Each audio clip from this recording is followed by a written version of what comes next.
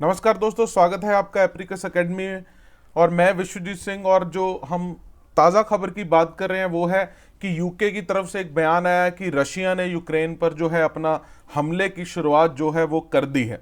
और इससे जो टेंशन्स हैं यूएस और रशिया और वेस्ट और रशिया के बीच वो बढ़ती नज़र आ रही हैं। और इस बात से हम इस कह सकते हैं कि कहीं ना कहीं जो वॉर टाइप सिचुएशन है वो रशिया पैदा करने की कोशिशें कर रहा है। सो दोस्तों, हमारा चैनल सब्सक्राइब करना मत भूलेगा फॉर लेटेस्ट अपडेट्स।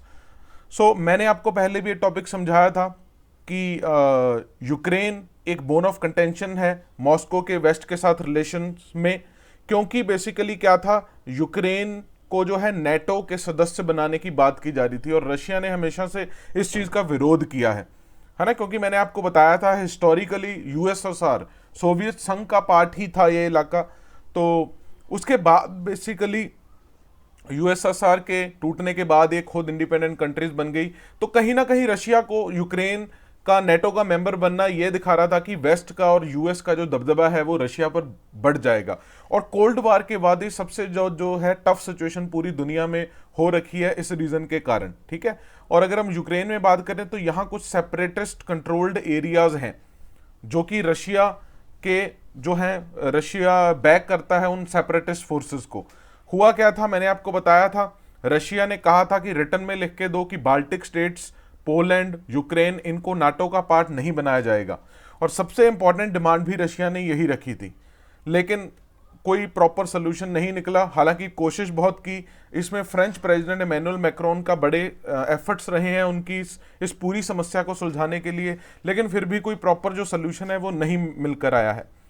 ठीक है। रशिया ये क्यों कर रहा है, तो मैंने आपको बताया ही है कि रशिया बेसिकली जो पुराना यूएसएसआर है, सोवियत संघ, कहीं ना कहीं उसका जो विघटन है, उसका जो वो टूट गया था, वो रशिया हिस्टोरिकली समझता है कि ये कंट्रीज हमारा ही पार्ट है और इन कंट्रीज को खुद में मिलाना चाहता है। और यूक्रेन की अगर बात करें तो यूक्रेन एक बहुत बड़ी इकॉनमी है और बहुत बड़ी, एक कह लो इकोनॉमिक टर्म्स में और सोशल कल्चरल टर्म्स में भी रशिया कहता है कि ये हमारा ही पार्ट है, तो ये हमारे में ही इंक्लूड कर देना चाहिए। हालांकि वहाँ के जो हेड हैं व्लादिमीर ज़ेलेंस्की, उनका कहना आया है कि हम एक इंडिपेंडेंट कंट्री हैं, हम रशिया के साथ नहीं जाना चाहते हैं। तो लेटेस्ट अपडेट में क्या है, जैसा मैंने अभी आपको बताया कि यूके मिनिस्टर ने कहा है कि पुतिन ने ऑर्डर कर दिया है ट्रूप्स को कि आप जाओ और दबदबा कर लो। असल में ये हुआ क्या, अभी कल परसों में क्या हुआ, रशिया ने रिकॉग्नाइज की, रशियन पार्लियामेंट में बकायदा ये पास हुआ कि रशिया रिकॉग्नाइज करता है दो एरियाज को as independent regions, Donetsk and Luhansk.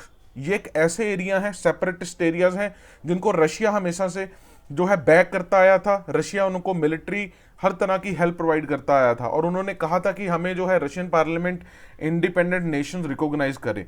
तो दोनों को जो है अब रशिया की पार्लियामेंट ने रिकॉग्नाइज कर दिया है, जिसके बाद जो है कहीं ना कहीं वेस्ट के मन में एक ख्याल आ रहा है, यूरोप और अमेरिका के, कि रशिया इन दोनों की इंडिपेंडेंस का बहाना देकर यूक्रेन पर हमला कर सकता है। इस पूरे मामले में एक और चीज जो है वो है नॉर्ड स्ट्रीम 2 गैस पाइपलाइन। ये नॉर्ड स्ट्रीम 2 गैस पाइपलाइन एक इंपॉर्टेंट पाइपलाइन थी जो कि रशिया से यूरोप में जानी है और काफ़ी टाइम पे इस पर जो है काम चल रहा था। नॉर्ड स्ट्रीम पहले भी है, ये उसका एक्सटेंडेड वर्जन था जिसमें कि बहुत ज़्यादा गैस है जो उसकी जो एक्सपोर्ट है वो यूरोप में की जाएगी। यहाँ पर मैं आपको दो तीन चीज़ें बता दूं। रशिया अपनी सबसे ज़्यादा गैस यूरोप में एक्सपोर्ट करता है और यूरोप को भी एज ए एनर्जी रशिया से बहुत सारी गैस मिलती है।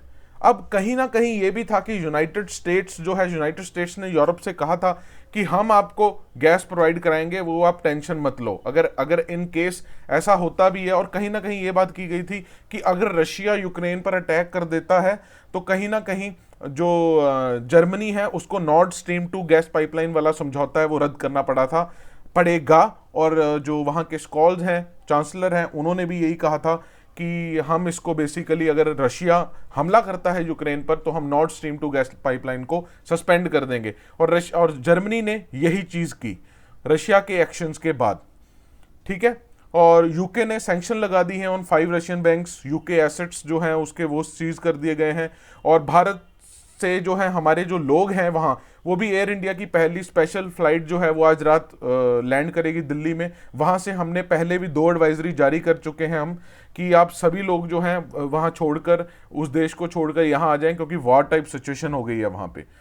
ठीक है, और इस वॉर के कारण जो है अब इंडिया के लिए एक बहुत बड़ी परेशानी है। हमारा रशिया भी एक अच्छा हमारे रशिया के साथ भी अच्छे रिलेशंस हैं और यूएस के साथ भी। तो अब आगे जाके अगर वॉर टाइप सिचुएशन होती है, दोनों लड़ते हैं, तो भारत के लिए ये बहुत डिफिकल्ट होगा कि किस तरह से भारत बैलेंस बनाकर चलेगा। हालांकि भारत का एक बयान भी सामने आया है जिसमें भारत का यही कहना था कि हम चाहते हैं कि पीसफुली जो है इस पूरे मसले का हल हो, लेकिन पीसफुली अब नहीं दिख रहा है। अगर वॉर टाइप सिचुएशन होती है तो भारत के लिए किसी ना किसी एक साइड की तरफ क्या डिसीजन लिया जाएगा या किस तरह से बैलेंस किया जाएगा, ये देखना बहुत महत्वपूर्ण होगा।